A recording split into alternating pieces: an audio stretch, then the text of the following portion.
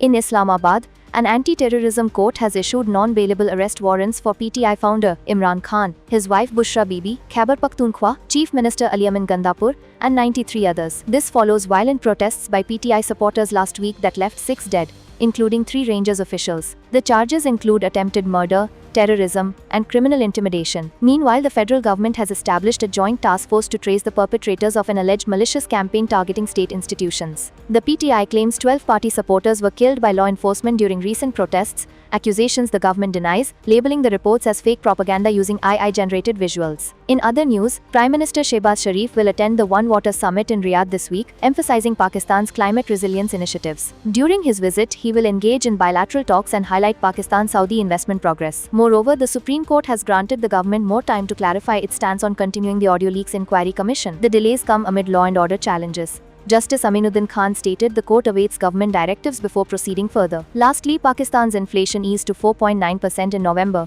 marking a 78-month low. Analysts attribute the decline to sustained economic measures. The State Bank is set to review the policy rate later this month.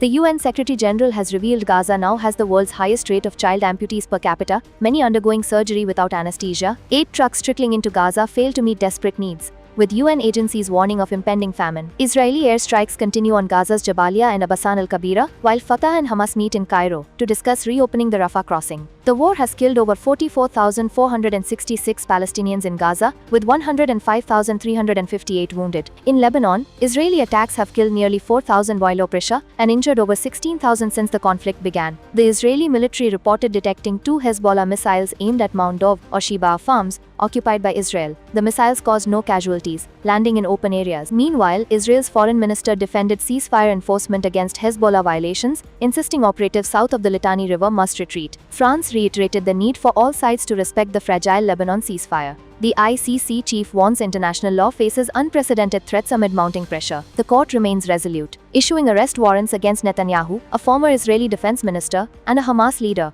accusing them of war crimes since October 7. Finally, UNRWA has stopped Gaza aid deliveries from Karam Abu Salam, citing security concerns. Daily aid arrivals remain critically below pre-war levels, exacerbating Gaza's humanitarian crisis.